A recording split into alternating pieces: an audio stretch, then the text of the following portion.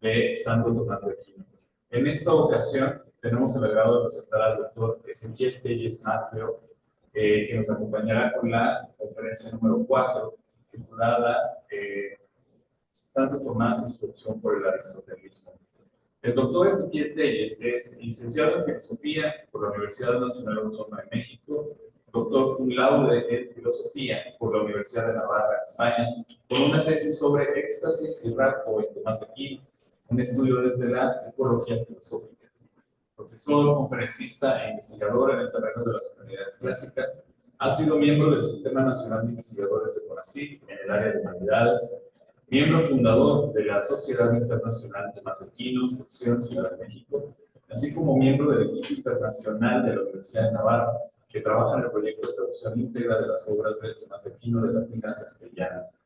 Es autor de 8 libros, entre los cuales destacan Las cuestiones disputadas acerca del mal en Santo Tomás, Las cuestiones disputadas acerca del alma según Tomás de Aquino, De Veritate, cuestión 12, y De Veritate, cuestión 13, y otros textos clásicos más. Así también ha escrito, más de 30 artículos en revistas especializadas en filosofía y difusión de la cultura.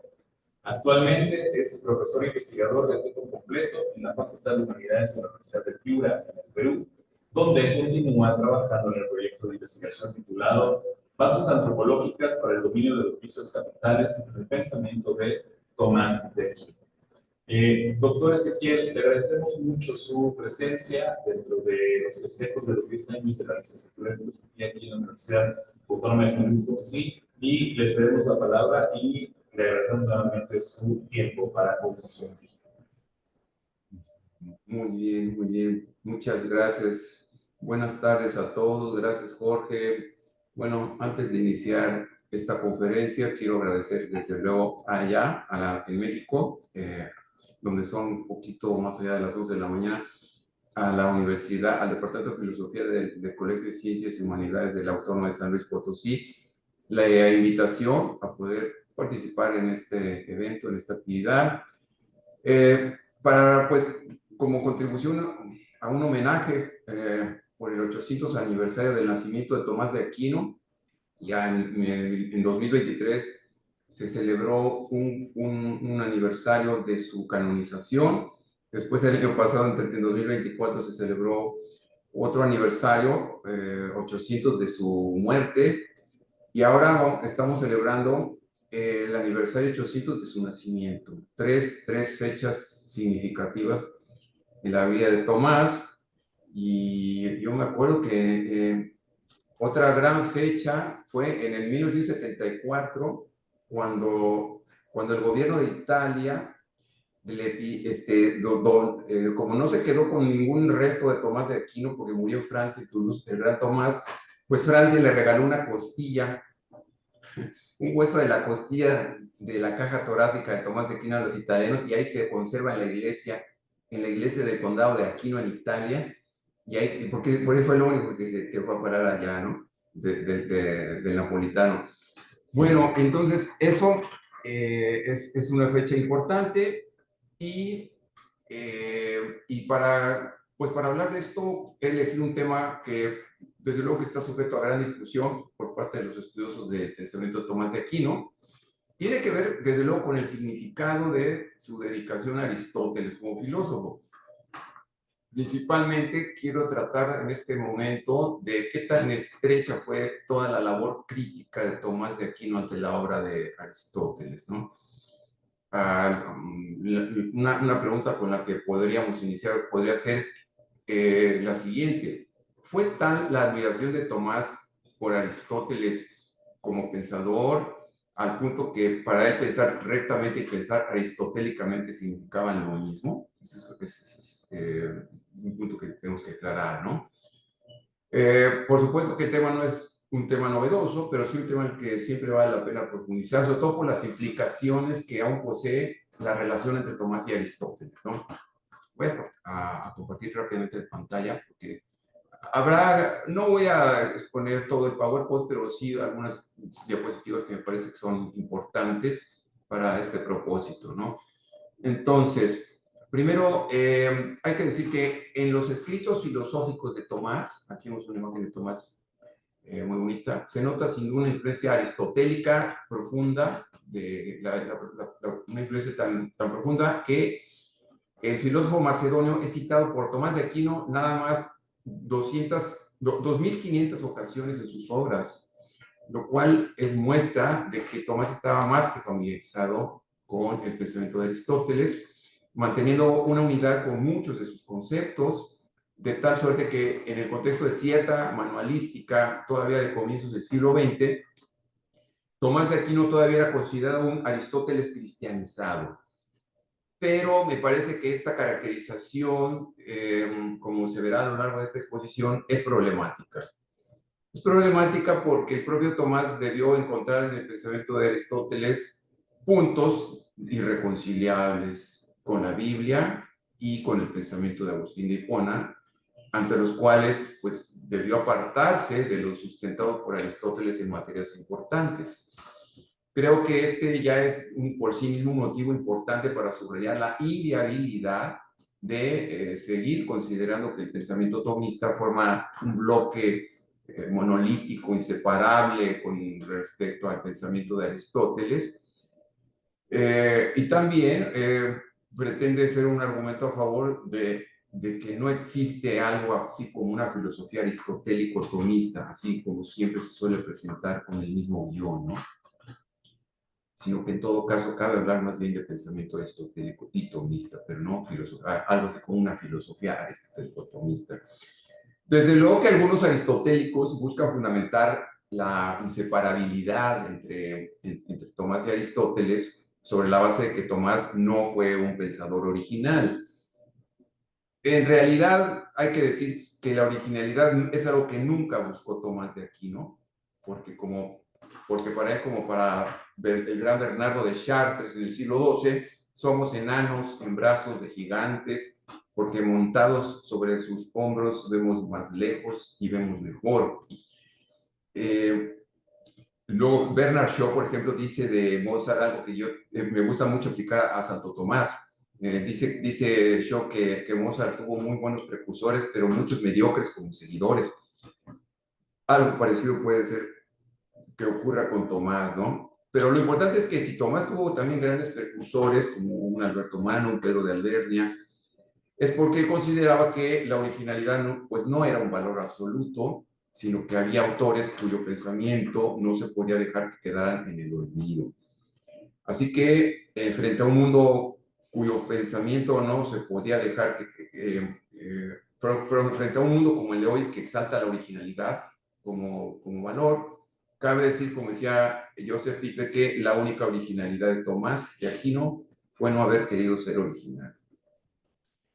Ahora bien, existe también un grupo de aristotélicos a favor de la separabilidad entre Tomás y Aristóteles, y para defender esta separabilidad algunos autores invocan la dudosa fiabilidad de los comentarios de Tomás, como si se tratase de un medio inadecuado para conocer el pensamiento aristotélico.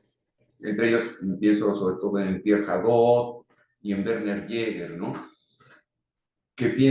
Autores que piensan que las traducciones latinas empleadas por Tomás pudieron limitar la fidelidad de los comentarios de Tomás de Aquino.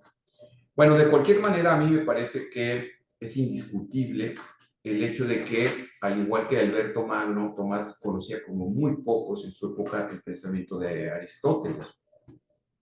Desde luego que otro problema diferente, que no es mi propósito discutir aquí, sería determinar hasta qué punto pudo conocer bien a Aristóteles, si es que Tomás no contaba con los medios para traducir sus obras directamente del griego al latín. Pero, de cualquier forma, no cabe duda que, aunque Tomás de Aquino no poseía los conocimientos de griego que tenía un Boecio o un Guillermo de Moerbeke, arzobispo de Corinto, y Dominico igual que Tomás, podemos decir que tenía suficiente conocimiento de la lengua griega como para determinar cuál de las diversas traducciones latinas que se habían hecho de Aristóteles hasta el momento era la más adecuada como para servir de base a una exposición o comentario de su pensamiento.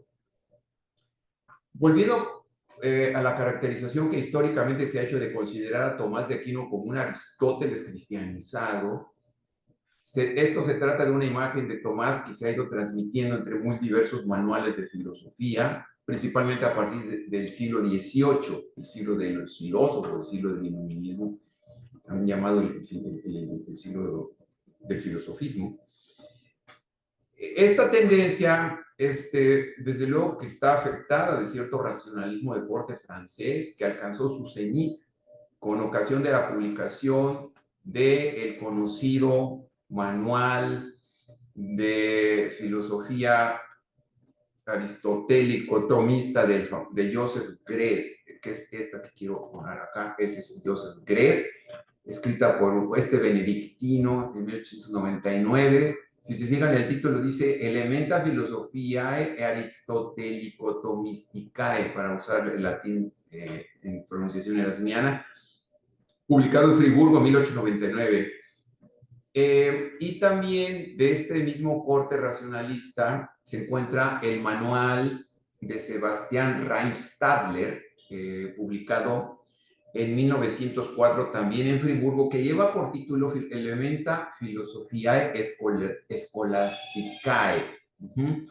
De aquí es donde normalmente nace toda esta tendencia de bautizar manuales con el nombre de filosofía peripatético-escolástica, filosofía aristotélico-tomista, etcétera, etcétera. Y me parece que aunque inspirada en un legítimo deseo de mostrar los múltiples puntos de contacto entre ambos pensadores, entre Tomás y Aristóteles, sin duda, mi impresión es que al considerar a Tomás un Aristóteles cristianizado, pues se corre el riesgo de decir que el pensamiento aquiniano es asimilable al pensamiento aristotélico. Algo que, como quisiera mostrar enseguida, es insostenible si se considera que hay puntos decisivos en los que Tomás suscribe un parecer completamente diferente al de Aristóteles. Así que, bueno, el punto a destacar aquí es que hay aspectos de su pensamiento que corroboran que la filosofía aristotélica se muestra insuficiente para explicar algunos conceptos importantes en los que Tomás creía firmemente. De modo que el lugar privilegiado que tenía Aristóteles en el pensamiento de Tomás no le impidió desmarcarse abiertamente de algunos posicionamientos aristotélicos cuya reconciliación con la fe cristiana no era posible alcanzar. Esta opción de Tomás por el aristotelismo, que es como he nombrado a esta conferencia, no fue, yo imagino que no fue una opción fácil para Tomás. Y digo opción porque Tomás bien pudo haberse basado en otro autor y sin embargo optó por cultivar la filosofía de Aristóteles, que aprendió sobre todo en la Universidad de Nápoles, y además pudo haber cultivado otra filosofía de base, sobre todo en un ambiente en el que los obispos hicieron varios esfuerzos por regular la influencia que la filosofía aristotélica podía provocar, principalmente en el contexto de la Universidad de París, ¿no? Por supuesto que una intervención de los obispos en materias de esta naturaleza parecería sorprendente, tomando en cuenta que hoy por hoy pues no se conoce ningún obispo que se pronuncie por lo aconsejable o desaconsejable de la lectura de las obras de Aristóteles, ¿no? Pero en el siglo III era diferente, porque en ese siglo pues obviamente no existían controversias de tipo de bioética o de inteligencia artificial como las que hoy vemos, de modo que lo que pensase un autor tan sistemático como Aristóteles, tan influyente como Aristóteles, claro que podía ser decisivo para el curso de la fe en la universidad y en la misma época en la que vivieron. Sabemos, por ejemplo, que la primera intervención de un obispo en esta materia vino en 1210 por parte de un concilio, el Concilio Provincial de París, bajo la presidencia del obispo Pedro de Corbeil, o arzobispo de Sens, quien prohíbe bajo pena de excomunión que se enseñen o publiquen en París los textos de Aristóteles sobre filosofía natural o sus comentarios. Yo entiendo que a veces se juzga con dureza esta actitud de los obispos en los contextos intelectuales, de esta posmodernidad, por decirlo de una manera, porque desde luego que se piensa que el plano en que se movió la Iglesia hacia Aristóteles era el plano especulativo. Es decir, esto es falso, esto no, o yo tengo la autoridad para prohibir que algo se lea, etcétera, etcétera, ¿no? Pero más bien, como dice Yeshua, más bien se trataba de un asunto de prudencia doctrinal y disciplinar. Es decir, que ante una masa de concepciones nuevas que se dejó venir en la Universidad de París, aunque no era lo óptimo, lo más aconsejable era prohibir, no porque fuese falso por sí mismo Aristóteles, sino para tomarse el tiempo necesario para discernir. Y para poner un ejemplo, voy a referirme a ciertas proposiciones de inspiración aristotélica suscritas por ciertos averroístas, aristotélicos averroístas del tipo proposición A. No existe un mejor estado para uno que dedicarse a la filosofía. 2. Los únicos hombres sabios en el mundo son los filósofos. 3. La fe cristiana nos impide aprender. 4. Nada debe ser admitido como verdad, a no ser que se pueda probar por un principio evidente por sí mismo. Estas son proposiciones relativas, las proposiciones A, de la 1 a la 4, proposiciones relativas al valor de la filosofía, o otro tipo de proposiciones que tenían más bien que ver con el valor de la fe, ¿no? Por ejemplo, la proposición, Dios no conoce otra cosa más que a sí mismo. Estas son las, por decirlo de alguna manera, algunas de las proposiciones de inspiración aristotélica que no pasaron el tamiz de la crítica episcopal, ¿no? Y bueno, pues gradualmente, cuando se llegó a la consideración, pues, de que Aristóteles no era necesariamente un autor inapropiado, porque esto va a cambiar, afortunadamente cambió, pues la prohibición contra la filosofía natural de Aristóteles comenzó ya a ser ignorada, incluso por el mismo Tomás de Aquino. Y por eso ya para 1255 todas las obras conocidas de Aristóteles, al menos a un nivel básico de conocimiento, ya serán materia de enseñanza en la Facultad de Artes Liberales en la Universidad de París. Bueno, más allá de estas prohibiciones, que finalmente, como les decía, fueron levantadas, lo importante es decir que en las obras de Tomás se manifiesta una tensión entre, por una parte, ser fiel a la visión de San Agustín y por otra, ser fiel a la visión de Aristóteles. Como dicen todos los grandes manuales de filosofía tomista, fiel a la visión, fiel a la fe divina y al mismo tiempo fiel a la razón humana. Esta tensión, desde luego que sigue siendo digna de ser subrayada, porque al revelarnos que no todo el pensamiento filosófico de Tomás se reduce a lo que el Estagirita plantea, ello nos revela también que existen suficientes elementos para rechazar que toda la labor de Tomás como filósofo haya consistido en llevar a cabo una simple cristianización del peripatetismo.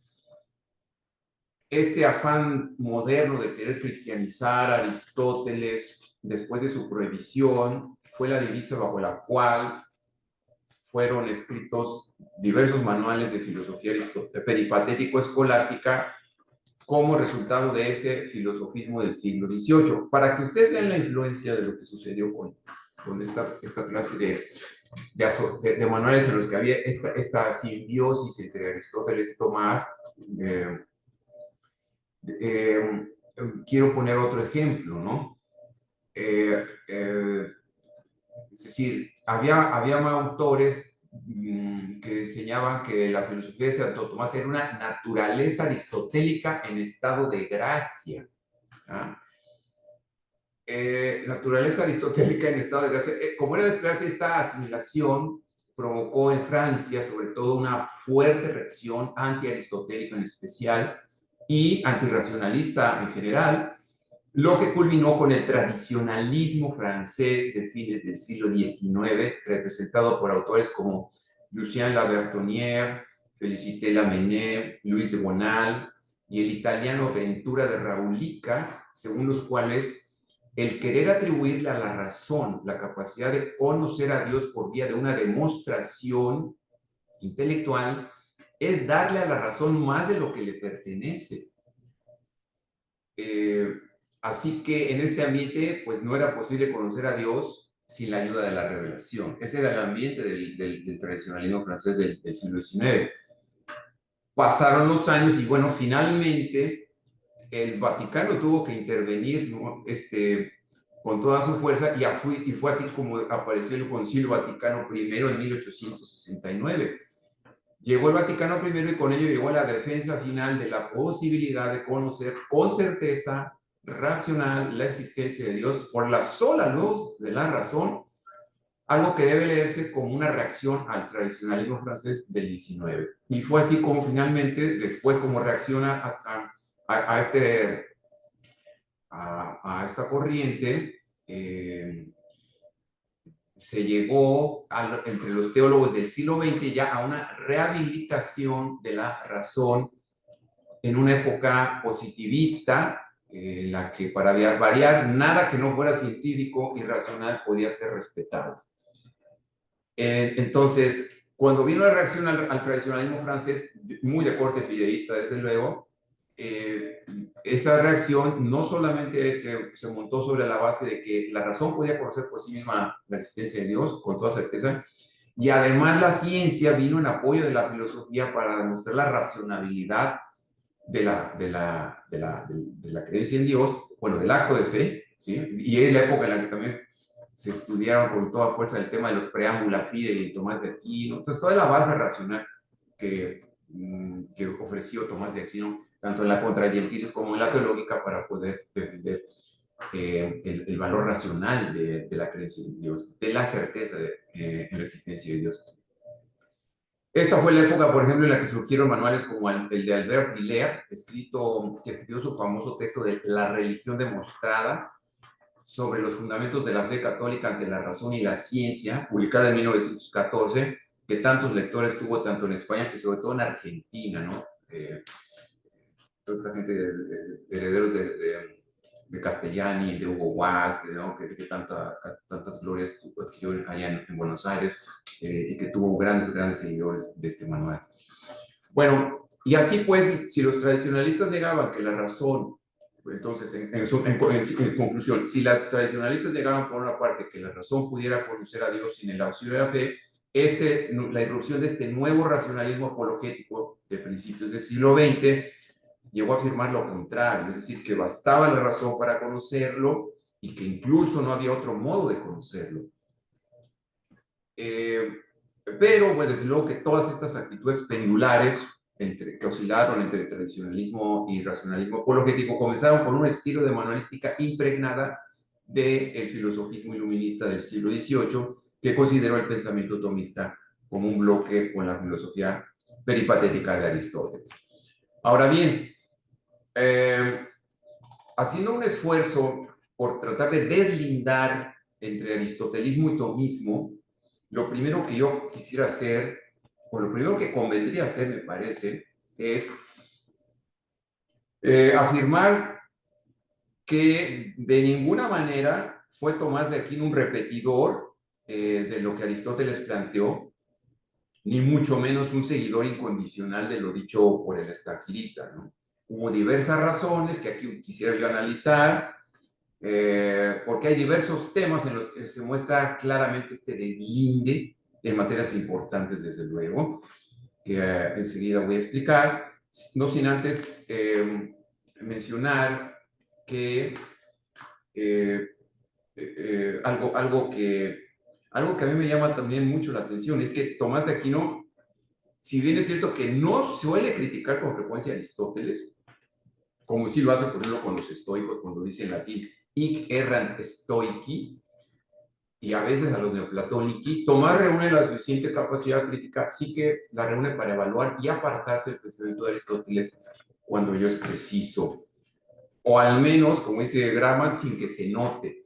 Esto también es interesante porque Tomás de Aquino es muy curioso que en sus obras, en sus más de 110 obras, que escribió en 49 años, siempre se abstiene de emitir cualquier clase de valoración sobre Aristóteles, lo cual refuerza la tesis de que Tomás no tomó partido en el exagerado culto a Aristóteles como si lo hizo Pedro de Ibernia, por ejemplo, que abiertamente valoraba positivamente el peripatetismo y lo ensalzaba.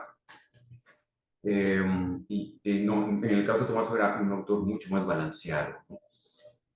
Y además otra cosa que hay que mencionar para desmarcar cada vez con más intensidad a Aristóteles de Tomás es que Aristóteles no era la única fuente en el radar de Tomás, la única fuente filosófica, desde luego, ni tampoco la más importante fuente de su pensamiento general, como a veces se ha hecho creer. En los últimos años, por ejemplo, se ha señalado con gran precisión que tanto Platón como Dionisio Areopagita tuvieron una presencia activa y decisiva en la obra filosófica de Tomás de Aquino.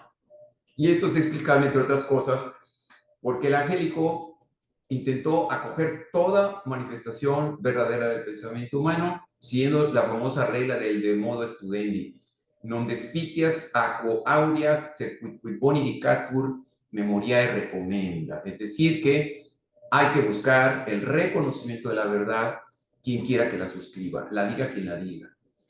Así pues que de todo el patrimonio intelectual de corrientes en el siglo XIII, que incluían platonismo, aristotelismo, helenismo, patrística griega y latina, así como filosofía musulmana y filosofía hebrea, reunidas en la síntesis tomasiana, hicieron que su pensamiento fuera irreductible a un autor como Aristóteles. Es verdad que Aristóteles es la fuente filosófica más importante de Tomás de Aquino, pero si se considera la totalidad de sus obras, es diferente. Mientras que Tomás de Aquino cita a Aristóteles 2.500 veces, bueno, más o menos 2.500 veces, Agustín de Hipona, otra de sus fuentes, aparece citado más de 4.000 veces. Y esto no es cosa menor, ¿no? Entonces, eso por una parte. Luego, el respeto con que Tomás de Aquino se dirige, por otra parte, a Aristóteles con el título de El filósofo, que es otro argumento que se suele invocar para decir que viene junto con pegado Aristóteles y Tomás, de manera que es solo un pensamiento con diferencias accidentales, pensamiento aristotélico tomista, cosa que es bastante opinable, como lo estoy mencionando. Este respeto con el que se dirige, y así lo dice incluso Nativo, dice sicut patet per philosophum, como lo menciona el filósofo, no quiere decir, desde luego, que las cosas sean verdaderas solo porque las dice Aristóteles, ¿no? Más bien habría que decir que esa parte de sicut patet per philosophus quiere decir más bien como queda claro a partir de Aristóteles, pero no debe interpretarse esa expresión latina como si Tomás de Aquino quisiera recurrir a Aristóteles bajo el argumento de autoridad, ¿no? Esto es verdadero porque Aristóteles lo dijo. Más bien es al revés. Aristóteles lo dijo porque era verdadero. Y cito un texto brevísimo de Tomás de Aquino en el comentario de la Trinitate Hueso, donde dice: cuando la doctrina sagrada, o sea, la Biblia, hace uso de las enseñanzas de los filósofos, no acepta lo afirmado por ellos en razón de la autoridad de quienes la enseñan, sino en virtud de lo razonable de sus enseñanzas, ¿no? Si ustedes recuerdan el famoso epítome de Aristóteles que se enseña también en cierta manualística, en el que se dice que Aristóteles era más amigo de la verdad que de Platón, ¿sí? El de amicus Plato, magis amica veritas. Pues yo creo que también podemos aplicar, siguiendo el paralelismo, y decir que a Tomás de Aquino lo que le interesaba no es que haya sido dicho algo por Aristóteles, sino ante todo si lo que dijo Aristóteles era verdadero. Y si no lo es, pues si algo es falso en Aristóteles, habrá que mostrarlo para Tomás y no tratar de esforzarse por demostrar que Aristóteles no planteó nada incompatible con la fe cristiana, como hicieron algunos filósofos de corte averroísta en la Universidad de París. Por ejemplo, a ver, aquí tengo algo, fíjense lo que dice Tomás de Aquino en el comentario de la física. Dice: existen argumentos mediante los cuales Aristóteles intenta probar que el movimiento siempre ha existido y nunca cesará. Entonces, está refiriéndose a la eternidad del cosmos. En cuanto a lo primero, es decir, a que el movimiento siempre ha existido, ello es contrario a nuestra fe, la cual no admite nada que existe eternamente excepto Dios, quien es totalmente inmóvil. A menos, desde luego, dice Tomás, que alguien quiera referirse al acto del intelecto divino como cierto tipo de movimiento, lo cual sería tomar el movimiento en sentido equívoco, pues Aristóteles no habla aquí del movimiento en tal sentido, sino del movimiento propiamente dicho, ¿no? Otro, pues, reconocimiento de cómo Tomás se aparta de esta materia respecto de lo que Aristóteles diga. Y ya veremos más adelante a qué que este deslinde o este apartamiento de lo no quiere decir que no encontrara a Tomás de Aquino aún la tesis de la eternidad del cosmos totalmente incompatible con su propia filosofía, ¿no? Pero sí al menos que no podía demostrarla racionalmente. Ahora, entonces, vamos a hablar ya ahora sí de las tesis. Las tesis en las que se manifiesta este deslinde. Entonces decía yo, además de la eternidad del cosmos material, que aquí menciono como, aparece como el origen del mundo, con la que voy a terminar más adelante esta exposición, hay que mencionar primero el tema del destino ultraterreno del alma. Es decir, en psicología aristotélica, en psicología tomasiana, Tomás acepta la posibilidad, a diferencia de Aristóteles, de un destino ultraterreno para el alma individual, algo que en Aristóteles desde luego que parece como problemático, dada la unidad sustancial entre cuerpo y alma, planteada por él en el de Ánima, cuando afirma que la unión entre cuerpo y alma, según Aristóteles, es como la unión que habría entre la cera y la marca en la cera, ¿no? No puede existir una sin la otra, así que aplicado al alma humana o al alma sensitiva, muerto el cuerpo, se compromete seriamente la subsistencia del alma separada. No hay espacio para eso en Aristóteles, sí que lo hay en cambio en Tomás, ¿no? Esto entonces en cuanto a la doctrina sobre el destino ultraterreno, o sea, más allá de este mundo del alma. Luego, el intelecto agente, el famoso problema del intelecto agente. Desde luego que no hay, en cuanto al tema de no hay en Aristóteles la posibilidad de una trascendencia del intelecto agente después de esta vida. Tomás, en cambio, vamos a ver que admite que el intelecto agente existe, que se trata de un intelecto personal y que hay uno para cada individuo, pero para Aristóteles no es así. Para Aristóteles son múltiples los intérpretes de Aristóteles que enseñan que el intelecto agente subsistirá en todo caso, pero como un intelecto común, un intelecto único a todos los hombres, pero no como algo personal. Es decir, en los dos aparentemente hay una trascendencia. Sí que la hay, porque también Aristóteles lo menciona en el libro 3 de Llana. El intelecto agente es lo que quizás subsiste de manera después de este mundo, pero no aclara, ese fue el problema, no aclara qué tipo de intelecto agente es el que subsiste. Y la interpretación de los musulmanes y la interpretación de los comentaristas incluso bizantinos y toda la escuela aristotélica de Padua en el Renacimiento enseñan que ese intelecto agente era un intelecto agente común a todos los hombres, porque era la parte más divina en todos y cada uno de los hombres. En cambio, en Tomás es un intelecto agente que trasciende también, pero no es común, es personal, es individual. Luego, en cuanto al origen del alma, hay que decir que mientras que Santo Tomás de Aquino sostiene que esta es creada, desde luego directamente por Dios, infundida en el cuerpo cuando se encuentran en él las debidas disposiciones para ello, y así lo dice la teológica, Aristóteles en cambio enseña que la materia prima, al igual que el alma, son ingeneradas. Es decir, no pudieron haber sido creadas para Aristóteles, desde luego directamente por un primer motor. Y cuando habla en la física Aristóteles de la posibilidad de cierto tránsito del no ser absoluto al ser, no lo hace para referirse a la creación, si ustedes revisan el texto de la física, sino más bien está hablando del cambio sustancial o sea, para explicar la generación de un nuevo ser, cómo es que se produce la generación de un nuevo ser, es decir, el ser sustancial, que es distinta a la generación del ser accidental.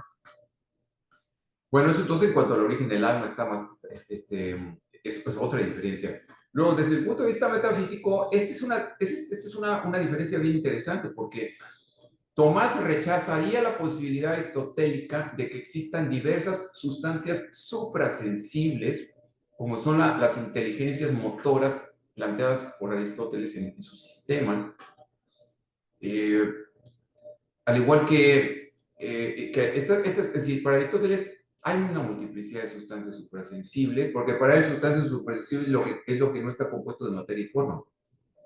Como las inteligencias motoras carecen de materia, porque son formas simples, también serían sustancias suprasensibles. Y al igual que el primer motor, serían tan inmateriales y divinas como el primer motor.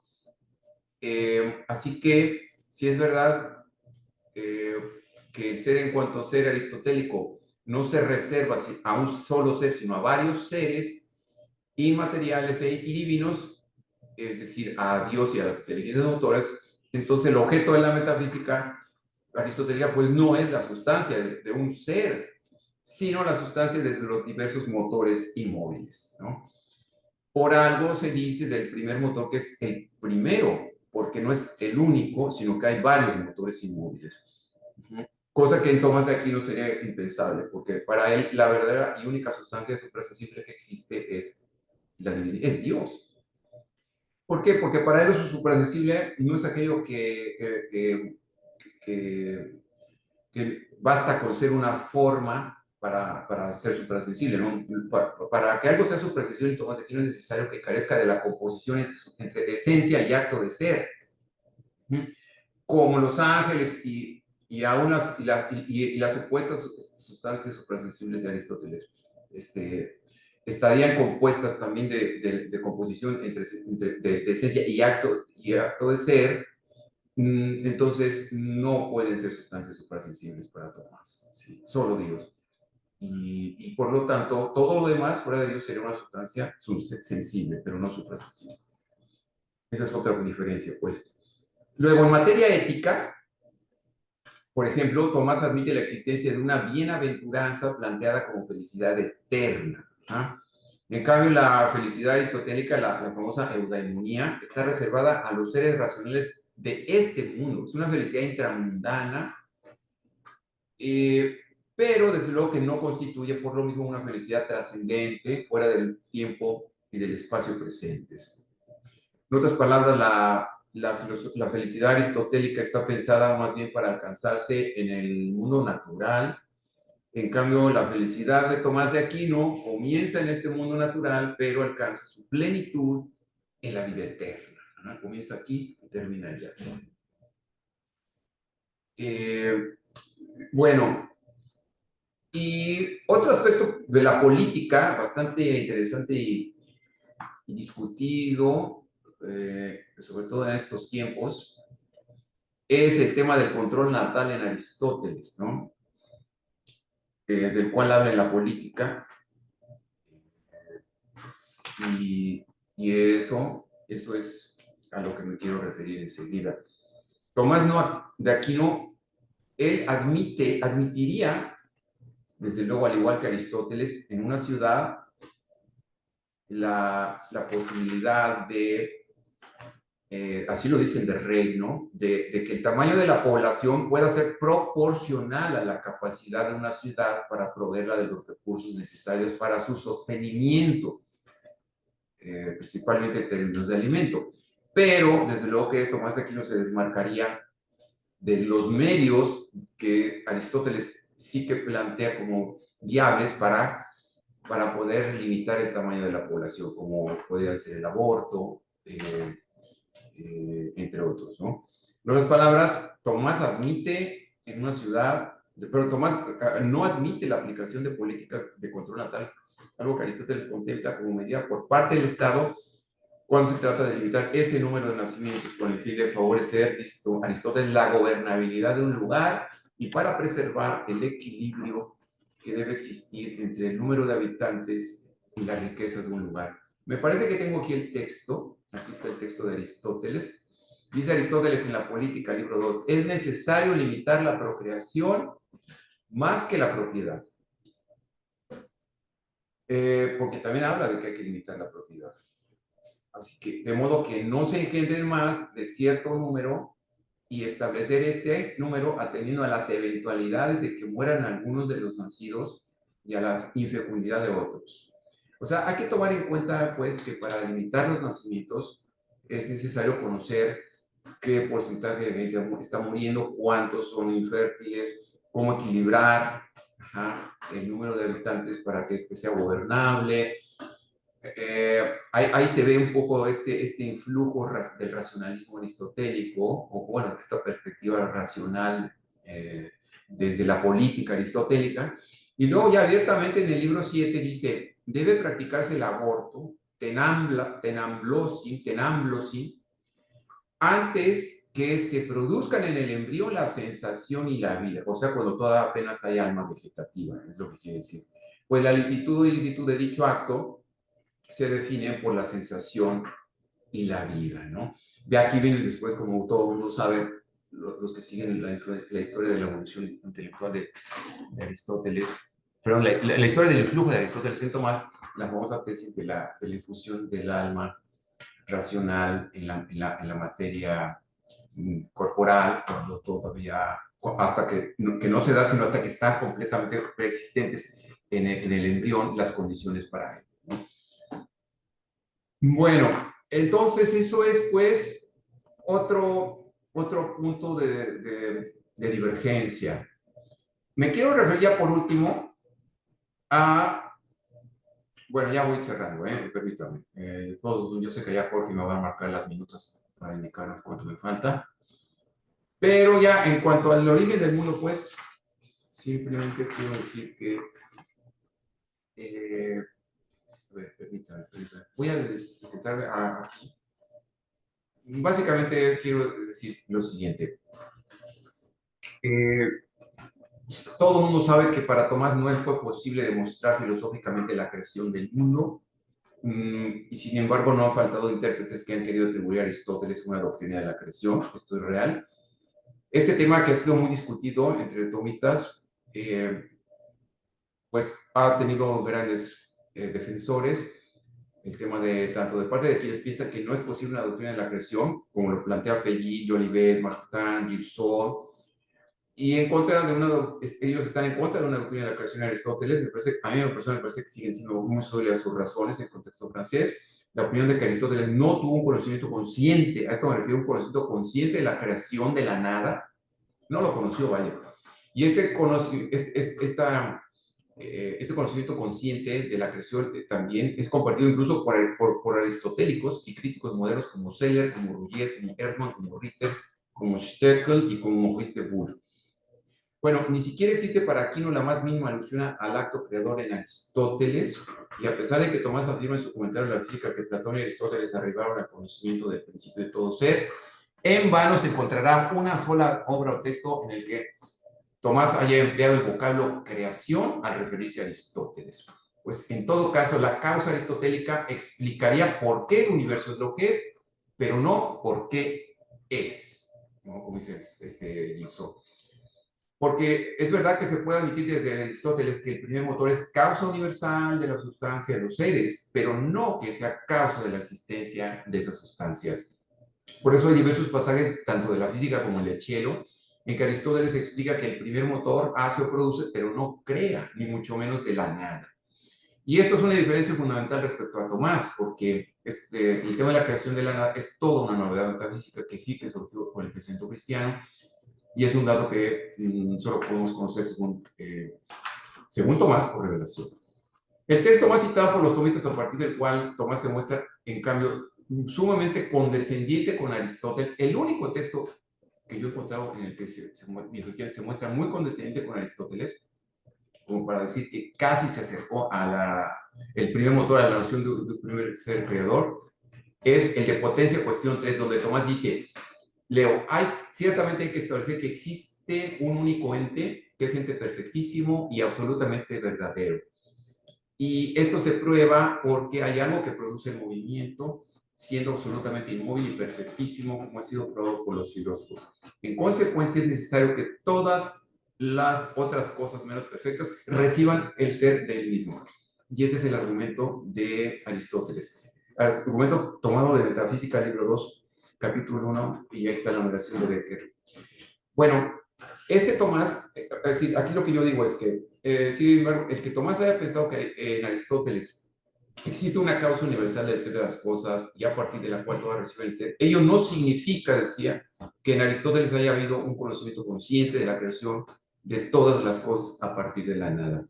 Ello solo significa que Tomás concedió a Platón y Aristóteles un conocimiento de la causa universal, de la sustancialidad de los seres, pero no les concede que conocieran la causa de la existencia de esas sustancias. A eso se refiere a que recibieron el ser.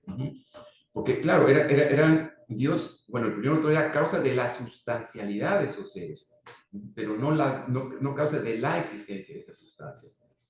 Así que, en todo caso, como ese primer motor es causa del movimiento, también se puede afirmar que para Aristóteles Dios sería una causa primera del movimiento de los demás seres, pero no causa primera del ser en cuanto ser. Es decir, que aún suponiendo que el Dios de Aristóteles fuese una causa motriz y eficiente, su causalidad caería sobre un universo que no le debe a esa causa motriz la existencia, el ese, ¿no?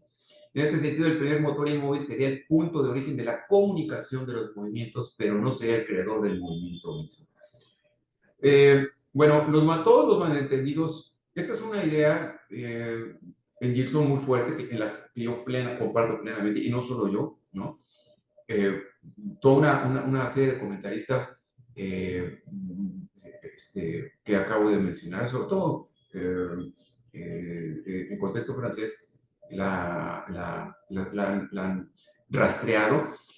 Y como dice Gilson, todos los malentendidos en esta materia se producen por no tener en cuenta que la opinión última de Tomás sobre la creación no procede de Aristóteles, sino más bien de San Agustín. Y por eso, después de haber citado a Platón y a Aristóteles en la Indepotencia, en este texto que acabo de leer, enseguida Santo Tomás remite a la postura de Agustín, tomada desde De Civitate Dei, libro 7, capítulo 4, en el cual San Agustín afirma lo siguiente. Dice San Agustín: los que alardean de entender más aguda y verazmente a Platón, digo, yo me imagino que piensan Plotino, Proclo, todos sus autores, y merecidamente superior Platón a los demás filósofos de los gentiles, y de seguirle por su fama más universal, quizás sienten de Dios algo así como que en él se halla la causa del existir y la razón del entender y el orden del vivir. Fíjense lo que está poniendo Tomás. Tomás está comparando más bien la causa del existir con algo dicho por Platón, bueno, Agustín, pero por algo lo cita Santo Tomás, ¿no? De estas tres cosas, dígase que una pertenece a la parte natural, otra a la racional y la tercera a la moral. Si el hombre fue creado, ya lo dice Agustín, ¿no? Citado por Tomás, si el hombre fue creado de forma que por su parte principal alcance al ser superior a todo, pues al Dios uno, verdadero y óptimo, sin el cual no subsiste naturaleza alguna, ninguna ciencia instruye y ninguna costumbre conviene, búsquese entonces a este en quien nos están seguras todas las cosas, contémplese a este en quien nos son ciertas todas las cosas, llámese a este en quien nos son rectas todas ellas, ¿no? Bueno, eso ya les da a ustedes también una idea de todo el discurso estilísticamente hablando y tan elocuente, de toda esta dimensión protrética de Agustín que tanto gustaba a Santo Tomás de Aquino, ¿no? Bueno, pues el mismo Lessing, pues, en el siglo XVIII, de quien nadie podría sospechar que se trataba de un autor cristiano, en el contexto de su filosofía de la historia, llega a afirmar que toda la doctrina sobre la creación pertenece a esas verdades naturales que no eran racionales en el momento que fueron reveladas, pero fueron reveladas para que pudieran hacerse racionales posteriormente. No era el momento, dice Lessing, no era el momento de ser explicada racionalmente. No era el momento en el siglo IV antes de Cristo con Aristóteles de ser comprendida racionalmente, pero finalmente fueron reveladas para hacerse racionales al paso de los siglos. Por último, otro asunto muy distinto, y con eso quiero ya concluir, bueno, casi concluir, es muy distinto es la cuestión acerca de si la noción de creación en Aristóteles no está en contradicción con los principios metafísicos de Tomás. Es decir, la cuestión es todo lo dicho, todo lo planteado por Aristóteles acerca del origen del mundo es abiertamente incompatible con la noción de creación tal como lo plantea Tomás de Aquino. Desde luego que no. O sea, eso no es así. Ya está implícito en Aristóteles, están implícitos los principios metafísicos que hacen posible su compatibilidad con la noción de creación. Aunque no explícitamente que es de lo que se trata, de lo que he venido aquí hablando, ¿no? Pero bueno, de si son compatibles los principios, de si ya están implícitos en Aristóteles esos principios, desde luego, es algo en lo que la mayoría de los comentaristas de Tomás de Aquino parece coincidir, pero bueno, ese ya es otro problema diferente que ameritaría una discusión posterior. Entonces, conclusión final. La deuda de Tomás con Aristóteles es enorme respecto del lenguaje, respecto de conceptos tomados por Tomás en préstamo de Aristóteles, quien además estableció todo un marco conceptual racional para su posterior integración en la revelación. Y gracias a ello, desde luego, el ilemorfismo aristotélico seguirá siendo usado por Tomás para la posterior descripción de la persona. El uso mismo de categorías aristotélicas de pensamiento como sustancia y existentes le servirán a Tomás para explicar la famosa doctrina teológica de la transubstanciación del pan y el vino en la Eucaristía al momento de la consagración de las especies. Y de eso, pues, todo eso da cuenta de la probable admiración que el Aquinate tenía por el filósofo macedonio. Sin embargo, la caracterización de Tomás como un Aristóteles cristianizado o como el autor que alcanzó la cristianización del peripatetismo me parece que es confusa, es incompleta y nace de no tener en cuenta esos aspectos relevantes de su pensamiento en los que Tomás se opone a Aristóteles e incluso va más allá de Aristóteles. No hay algo como un pensamiento aristotélico tomista, sino en todo caso cabe hablar de una perspectiva aristotélica y tomista para subrayar que se trata de dos clases de pensamiento distintas, aunque no necesariamente opuestas. Para decirlo de manera escolástica, Aristóteles y Tomás son dos clases de pensamiento distintas, pero no separadas. Unidas, pero no confundidas. Ni todos los aristotélicos son tomistas, pues hay aristotélicos que más bien siguen a los comentaristas griegos como Alejandro de Afrodisia o árabes como Averroes, ni todos los tomistas son aristotélicos, porque entre los tomistas hay quienes se dedican al estudio de Agustín, como esa otra fuente tan importante para conocer el pensamiento de Tomás, un autor tan vasto y tan rico como para seguir siendo digno de estudio después de 800 años de su nacimiento.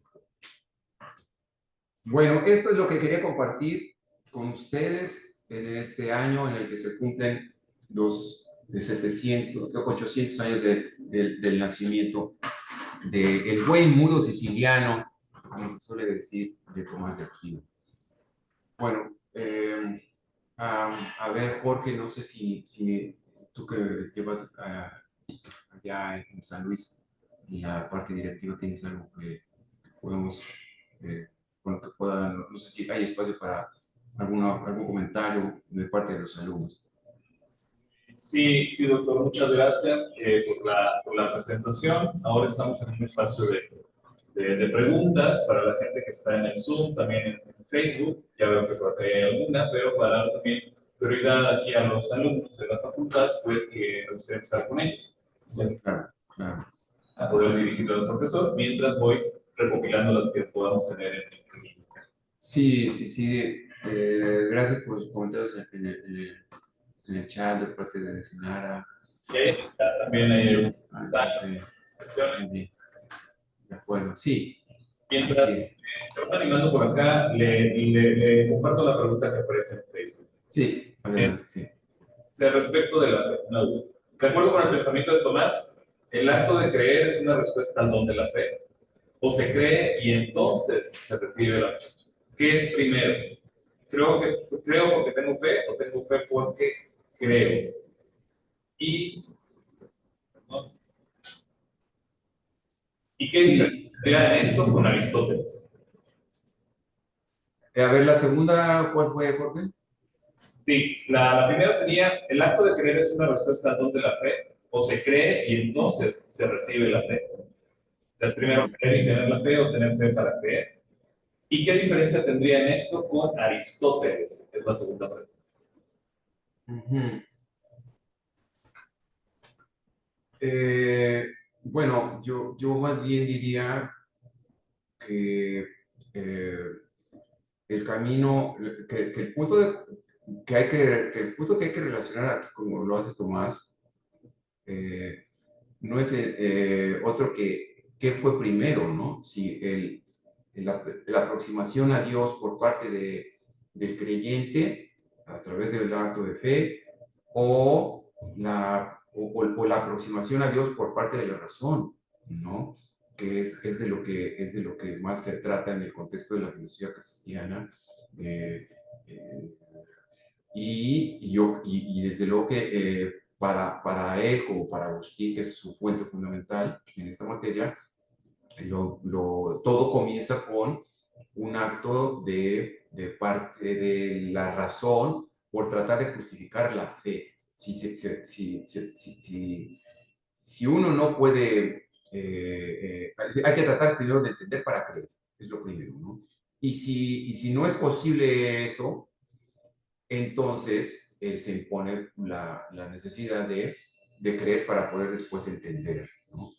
Y esos me parece que son los términos de los que habla Aristóteles, Tomás, porque tal como está planteada la pregunta es más bien qué fue primero, ¿no? Si el acto de fe, ¿cómo lo decías, Jorge? Si el acto de fe o la creencia, a ver, repítela. ¿Ah? El acto de creer es una respuesta al don de la fe. Sí, no, pero es que ahí se está hablando de la fe como un don sobrenatural, como un don del Espíritu Santo. Y eso no es objeto de consideración filosófica de parte de Tomás en las obras de filosofía. Eso es objeto de consideración de parte de Tomás, en obras como el Compendio de Teología, como como cuando habla de los dones del Espíritu Santo, como cuando habla de las virtudes infusas, que son virtudes de tipo teologal, ¿no? Entonces, desde luego que es más complicado tratar de entender qué fue primero, si el don de la fe o la respuesta al don de esa fe. Desde luego que para Tomás me atrevo a pensar que para poder recibir el don de la fe no es necesario preparar necesariamente la razón para ello. ¿No? Porque el don de la fe es un don gratuito, según Tomás, y como cualquier otra virtud infusa, ¿no? Dios la da a quien quiere, aun cuando no sea intelectual, aun cuando no esté preparado para ello, ¿sí? Pero bueno, desde luego que es muy posible que Dios atienda el Dios el Dios de la fe divina, atienda al alma que mejor se encuentra preparada para poder concederle como regalo ese gran don de la fe, ¿no? Desde luego que para responder a un acto de fe hay que haberlo primero recibido. Pero tú puedes responder a un acto de fe simplemente no porque hayas tenido el don, sino porque ya tienes razones de credibilidad para responder a ello. O sea, porque ya la razón ha hecho su labor de creer y es entonces cuando tú ya te adhieres por medio de la voluntad al acto de fe, ¿no? Entonces, a mí me parece que esto es más filosófica la pregunta. ¿Qué fue primero, si la razón o la fe respecto de Dios? Que a decir qué fue primero, el don de la fe o la respuesta al acto de fe, ¿no? Pero bueno, las dos me parece que son importantes, interesantes. Y la segunda, ¿cómo lo vería Aristóteles? Bueno, Aristóteles, desde luego, pues no tenía ni una obra acerca de la fe, ni tampoco habla de la fe en un ser supremo, porque el acto de fe en Aristóteles me parece que está a muchos años de distancia de lo que de la razón de la que él habla. Es decir, él no está abierto al misterio. Aristóteles no habla del misterio. Yo creo que le indigna la irracionalidad en general. Y el acto de fe tiene mucho de misterioso. Entonces, una operación en la que al mismo tiempo se puede hacer compatible entre la fe y la razón para él sería muy difícil. Yo diría que él más bien quiere demostrar a Dios. Si lo pudiera hacer, querría demostrarlo, al punto de llegar a decir, yo no creo en Dios, sino que estoy convencido de ello con razones. Eso es lo que diría Aristóteles si hubiera tenido que conocer algo como la fe que tuvo Tomás, ¿no? Pero en suma, está la racionalidad y la capacidad la capacidad que tiene Aristóteles de buscar la demostrabilidad de cualquier realidad, como para poder admitir que la fe sea un don y además sea un acto misterioso. Muchas gracias, doctor. La pregunta la hizo Ricardo Gómez. ¿Alguien? Una pregunta. A ver, sí, aquí tengo una pregunta de Consuelo González, pero tú ya la tienes ahí registrada, Jorge, pues la vas a hacer. ¿O primero quieres acabar con las preguntas de Facebook? En Facebook ya fue un estudiante va a hacer ahora una, y después de la pregunta del estudiante, hacemos la de Consuelo, como ella fue. Sí, muy bien, me parece bien, claro. Gracias, Consuelo. Sí, así es. Hola, buenas tardes. Buenas tardes, sí. Muchas gracias primero por la plática, y mi pregunta sería más que nada si se podría pensar el trabajo de Santo Tomás como una perspectiva crítica que surge de la tensión entre la visión agustiniana y la visión aristotélica. A ver, no lo escuché bien, Consuelo, es que pasaron aquí. Otra vez, disculpen, sí. A ver, sí. Que si se podría pensar el trabajo de Santo Tomás como una perspectiva crítica que surge de la tensión entre la visión agustiniana y la visión aristotélica. Sí, hay una perspectiva crítica en la que trabaja, no es puramente histórica, es parte de esa tensión que él manifiesta a lo largo de sus obras. Se muestra, por supuesto, menos favorable a criticar a estos dos autores que a cualquier otro, pero es más difícil hacer labor crítica respecto de lo que dijo San Agustín para Tomás, porque es más fácil que Tomás discrepe de lo que dijo Aristóteles que de lo que dijo San Agustín. Y no solo porque es una fuente para él más completa, más importante, y porque Agustín incluso además no tiene un concepto abiertamente desfavorable contra Aristóteles tampoco. O sea, es más platónico, Agustín es más platónico que aristotélico, pero todo lo que de bueno hay en Aristóteles está presente en San Agustín. Por eso la labor crítica que puede hacer Santo Tomás respecto de Agustín es bastante limitada. En cambio, respecto de Aristóteles, y sobre todo de los discípulos de Aristóteles, es mucho mayor, ¿no? Por ejemplo, Alejandro de Afrodisias, ¿sí? Tomás cita a Alejandro de Afrodisias, y no precisamente para aplaudirlo. Hay ocasiones en que se nota claramente que discrepa de él. Pero bueno, como usted bien lo dijo, toda la labor hermenéutica y crítica que se da de tomar respecto a estos dos autores está presente en él, y a pesar de que alguno dijera que solo expone comentarios elogiables sobre estos dos autores, pero no, desde luego que también es parte de la labor de Tomás, es decir, donde no hay puntos de contacto con la fe, es decir, donde se equivoca tanto uno como el otro, etcétera, etcétera. Pero sí creo que es más limitada la labor crítica respecto de Agustín, que hace Santo Tomás respecto a Agustín que respecto de Aristóteles. Gracias. Sí, gracias a usted. Sí. Consuelo, adelante, si quieres hacerla ahí en Zoom. Sí, muchas gracias. ¿Me escuchan? Sí. Sí, con Sí, adelante, sí, sí. Muchísimas gracias, doctor, por la excelente exposición. Mire, mi pregunta es, ¿qué tanto debe Santo Tomás a la noción a la definición de, pues creo que es persona eh, o naturaleza? Es que ya me confundí, esta idea de, sí, creo que es persona, ¿no? Naturaleza individual, racional, ente individual de naturaleza racional, me parece, ¿no? O sea, ¿qué tanto Sí. está en deuda Tomás de Aquino con la noción de segunda naturaleza en Aristóteles? Y Ujú. otra pregunta es, Sí, esta también alusión a Tomás de Aquino sobre la posibilidad del aborto en determinada etapa del embrión es deuda también del pasaje que mencionó de la política. Parece que se asienta ahí, ¿verdad? En Aristóteles. sí, sí, sí, sí. Bueno, muy interesantes preguntas también, importantes.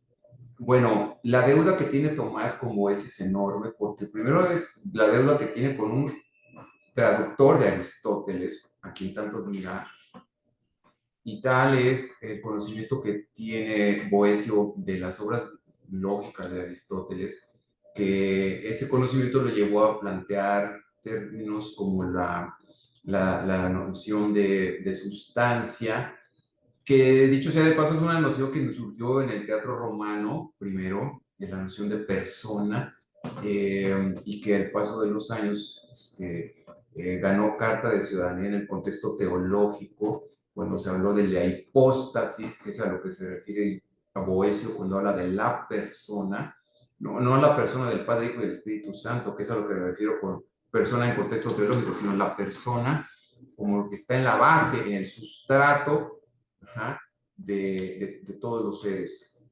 creados. Entonces, ¿por qué entonces debe tanto a Boecio Tomás? Porque la sustancialidad de la que habla, que es un concepto también metafísico en Tomás, es la base, es la base de lo que después viene a ser el personalismo, ¿no? Desde el punto de vista filosófico. La consideración dice Santo Tomás, persona es lo más elevado de la creación, es lo más sutil, lo más noble. De modo que persona no se aplica a cualquier cosa, se aplica sobre todo a Dios, ajá, al hombre y al hombre, porque se trata de lo mayor de la creación, de lo más perfecto, así es, perfecto en la creación, porque solo las personas tienen capacidad racional, son sustancias individuales de naturaleza racional, ajá, y eso solo se aplica básicamente a Dios y al hombre, bueno, a los ángeles, ¿no? Pero en contexto filosófico pues, es a Dios y a los humanos, ¿no? Y bueno, ahí entonces la noción de persona está implícita la noción de naturaleza, ¿sí? Toda hipóstasis es una fisis, porque toda persona se dirige a una naturaleza. Pero esa naturaleza que es esa fisis, ¿sí? Se adquiere en el contexto ético, además, como usted bien señala, a través de la repetición sucesiva de actos buenos en la misma dirección, que eso es lo que se le llama las virtudes. Hay dos tipos de naturaleza en Tomás, la naturaleza recibida por parte de aquel que es el ser en quien no hay distinción entre sustancia, pero entre esencia y acto de ser, y aparte está la naturaleza en contexto ético, que es una segunda naturaleza, que es la naturaleza por la cual la primera naturaleza crece en la medida en que uno actúa bien, ¿no? Pero usted, si usted se fija, Tomás es más que no solo es heredero de Boecio, es heredero de la noción misma de fisis, la noción misma de fisis que sí que viene desde Aristóteles, o bueno, ya está presente en el pensamiento griego, y sobre ella va él a tratar de elaborar sus conceptos a fin de darles un sustrato metafísico, ¿no? Y luego lo que usted mencionaba acerca de la opinión que le merecería Tomás de Aquino todo el tema del aborto, bueno, el problema es un problema también hermenéutico, el que hay ahí de fondo, porque hablando del libro, porque Tomás de Aquino comentó la política, que es donde Aristóteles habla acerca del control natal, pero no llegó a comentarla toda él en persona, ¿sí? Según Whitechapel,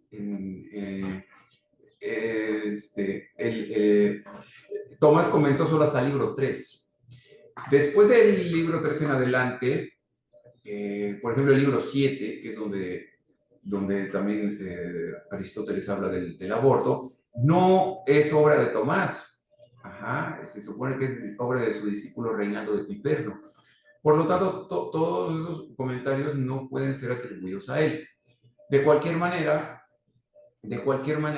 aunque Tomás pudiera, basándose en la biología de su tiempo y en la filosofía de Aristóteles, afirmar que el alma es infundida y creada por Dios en el momento, no de la creación, sino en el momento en el que se haya debidamente dispuesta el alma vegetativa para para adquirir la sensación, teológicamente, en la Suma Teológica, ahí sí habla Tomás de Aquino de la inmoralidad del aborto como un acto, y lo compara con el homicidio, desde luego,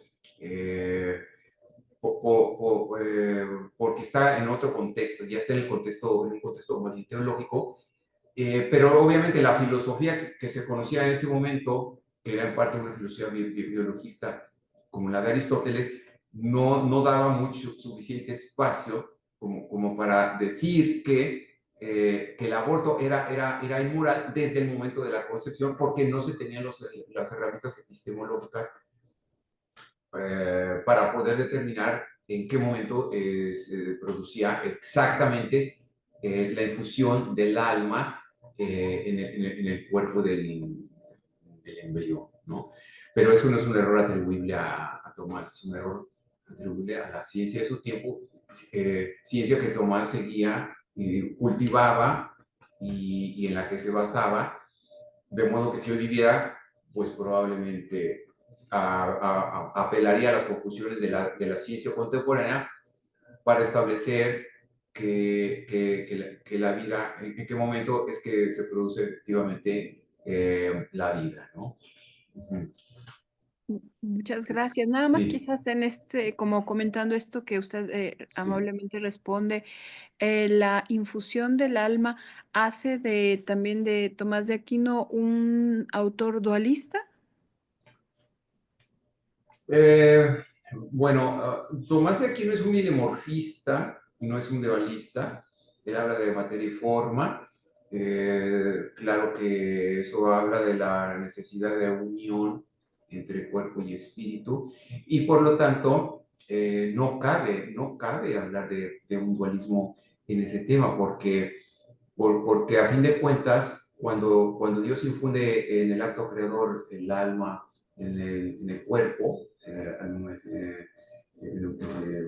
eso se produce de manera que para siempre, de manera que el cuerpo y el alma forman una sola cosa, se forma una tercera realidad, que es justo la de la persona, y ya no se trata de cuerpo y alma por sí mismos, y ahí es donde y si por lo tanto cabe hablar de una unión ideomórfica, no dualista al tipo de modo platónica, porque no hay una unión violenta, sino una unión sustancial entre cuerpo y alma para Aristóteles, lo mismo que para Tomás.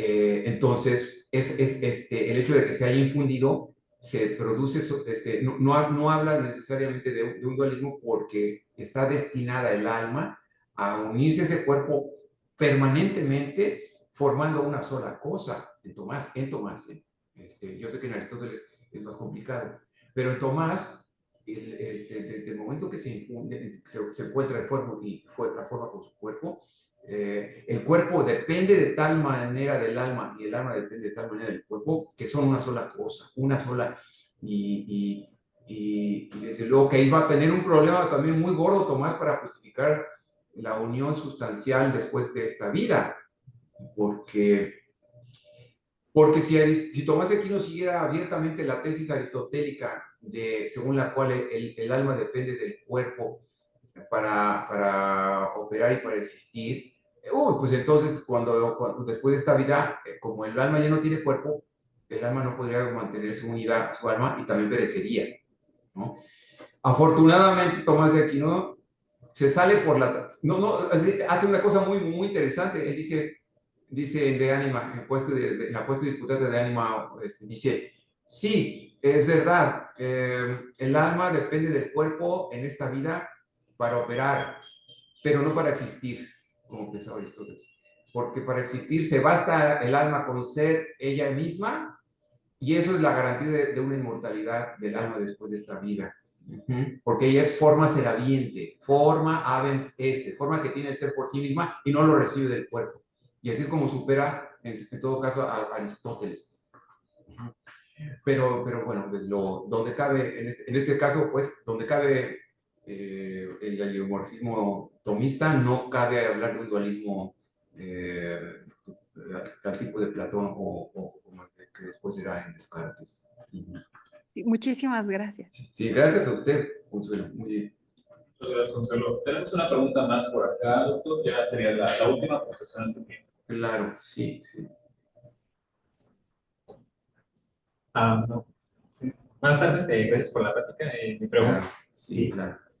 en estas diferencias que se pueden marcar entre el pensamiento aristotélico y de Santo Tomás, también podemos identificar diferencias como fundamentales en el campo de la lógica. Pues, y también se guarda un tipo de relación proporcional entre ambas. No lo estudio, fíjese, está bien, buena pregunta también, pero yo ahí veo que es el campo es decir, la supuesta separabilidad, el deslinde que pudiera haber entre la doctrina lógica de Tomás y la doctrina lógica de Aristóteles, yo más bien diría que es mínima, a no ser que usted haya encontrado personalmente a través de la lectura del Organón, diferencias irreconciliables entre Tomás y Aristóteles. Yo en lo personal pienso que casi todo lo que Aristóteles enseña en sus 6 tratados de lógica es respaldado abiertamente por Tomás y utilizado incluso en todas sus obras, porque digo, mi conocimiento acerca del Organón en Aristóteles no incluye todas sus obras, digo, y además tampoco en Tomás, porque Tomás no comentó todos los libros de Aristóteles, comentó el Perihermeneias y los analíticos posteriores, ¿no? Pero yo creo que, yo diría que si no es el 100% de lo que expone Aristóteles en la lógica es respaldado por Tomás, al menos un alto contenido de lo dicho por Aristóteles en su lógica, pienso que le pertenece a Tomás y lo hace propio, porque es el aparato racional, la lógica es el aparato racional del que se sirvió Tomás para hacer su teoría de la ciencia, para justificar todos sus presupuestos epistemológicos. Era una herramienta tan poderosa y hubiera sido muy difícil que Tomás hubiera hecho una aproximación tan crítica al Organón como para decir que es bastante cuestionable, porque es profundamente racional y está montada precisamente en todo un sistema que le permite incluso determinar qué es verdad, qué es falsedad, qué es opinable, qué es epistémico. No, o sea, en ese sentido, difícilmente, yo diría, por no decir casi imposible, decir que haya diferencias, al menos desde el punto de vista material, entre Aristóteles y Tomás, ¿sí? Las únicas diferencias que se me ocurren, qué bueno que lo preguntan también, es que la lógica en Tomás se enriqueció de toda la tradición escolástica que se acumuló desde Aristóteles, pasando después por Boecio, y pasando por todo lo que es siglo XI hasta llegar al siglo XIII. Sí, hay toda una serie de tradición lógica de corte escolástica que sí conoció y que en cambio Aristóteles no conoció porque él no fue testigo de toda la serie de comentarios que a lo largo de la filosofía medieval iba a ser objeto de sus propias obras el mismo Aristóteles, ¿no? Entonces eso hace que la tradición lógica de Tomás sea toda más rica que lo que el propio Aristóteles llegó a enseñar en el siglo IV acerca del objeto de la lógica, ¿no? Por eso es tan rica la vertiente lógica en la Edad Media y dialéctica, y era obligatorio estudiarla en la Facultad de Artes Liberales si alguien quería ser filósofo, o si alguien quería ser dramático, o si alguien quería ser retórico, ¿no? Bien, buenas preguntas. Muchas gracias. Al contrario, sí. Muchas gracias, doctor. Iríamos ya cerrando, sobre todo por la cuestión del tiempo. Yo creo que si hubiera alguna pregunta más, solo una muy pequeña, no importa, podríamos tener una, pero no sé si en el chat o aquí mismo, una más concreta. Sí, sí, con todo gusto. Digo, aquí en la Universidad de Piura, en Perú, donde me encuentro en este momento, estamos en un periodo de descanso, aplicando exámenes parciales. Entonces, es un periodo de cierto, es un empacho, un relax para uno como profesor, porque precisamente para eso programamos esta conferencia a distancia, porque a mí me permite disponer de la posibilidad de aclarar alguna duda, hacer algún comentario. Así que yo tengo plena disponibilidad para ello a través del chat o cualquier otro medio que tú consideres apropiado, Jorge, allá en San Luis Potosí. Que espero que no esté siendo tanto frío, todavía, tanto calor, perdón, tanto calor. Ya perdí la noción del clima allá en San Luis, allá están en verano, ¿verdad? Van a empezar a es marzo, abril, mayo, no, todavía es primavera, y hay calor, caramba, aquí ya vamos en el otoño, o sea que aquí allá está más fresquito, pero bueno, estoy en Piura, que es región de tierra caliente. Bueno, pues exacto, es un gusto, un gusto tener público auditorio de allá de la Universidad Autónoma de San Luis Potosí, en el centro del país. Bueno, no sé qué tan centro sea, es el centro oriente, ¿no? Bueno, más o menos, centro es Agüitas, Aguascalientes, ya ustedes ya están más al este de Aguascalientes, pero bueno, no, la verdad es que extraordinaria, bellísima ciudad San Luis Potosí, me encanta San Luis Potosí, sí señor. Bueno, pues cuando vaya espero que el buen Jorge allá nos reciba con un poquito de carne asada, tipo unas enchiladas potosinas, ¿no? Y ya espero sus recomendaciones también para saber qué buen restaurante vale la pena por aquellas latitudes tan entrañables. Muchas gracias, de verdad, muy amables todos. Muchas gracias, doctor. Acá estamos ya en primavera, hace un poco de calor, bueno, para mí no tanto, no sé, pero está como normal. Y qué bueno, sí. Creo que hay mensaje en el chat, pero creo que es un agradecimiento. Sí, muy bien. Agradecimientos de Consuelo, de José Bellido también. Pepe Bellido, cómo no, sí, gracias, sí, cómo no, de acuerdo, sí, muy bien. Sí, profesores de aquí. Gracias a todos, ¿no? La presencia en el chat, que nos hayan acompañado, también aquí a los alumnos que forman parte de su materia en Baja Edad Media, pero también esta serie de conferencias que quisimos hacer en honor a Tomás, pero también ampliar un poco la temática, tomando en cuenta que son los 10 años de la licenciatura en Filosofía aquí en San Luis. Así es, lo había olvidado, gracias, por supuesto, muy adecuado, sí. Y entonces, bueno, pues le agradecemos mucho, ya estamos un poco sobre el tiempo, sí. Ya tenemos que terminar. Por supuesto, sí. Bueno, esperando que las preguntas y el diálogo haya sido también interesante para ustedes.